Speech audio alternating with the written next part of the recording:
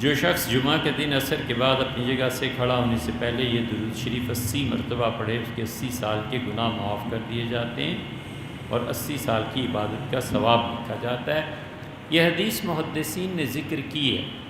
سیوطی رحمۃ اللہ علیہ نے اس پہ نشان بھی لگایا ہے اس کے اچھا ہونے کا، لیکن اصلاً یہ حدیث ثابت نہیں ہے۔ اس علمی بحث کو ایک مرتبہ ہم نے ازبانہ محمد یونس صاحب جون پوری رحمۃ اللہ علیہ کی خدمت میں پیش کیا تھا۔ مظاہر العلوم والے 1 صدی حدیث کو نبھا گئے۔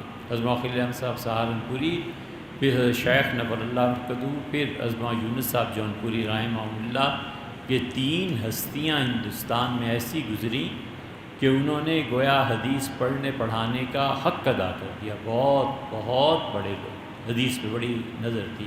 تو ہم نے حضرت سے عرض کیا کہ حضرت اس حدیث کے متعلق معلوم ہوتا ہے کہ کسی نے لکھا ہے، کوئی پڑھتا بے شک رہے، لیکن یہ کہ اسے سمجھنا کہ حضور اقدس صلی اللہ علیہ وسلم نے فرمایا یہ مناسب نہیں ہے۔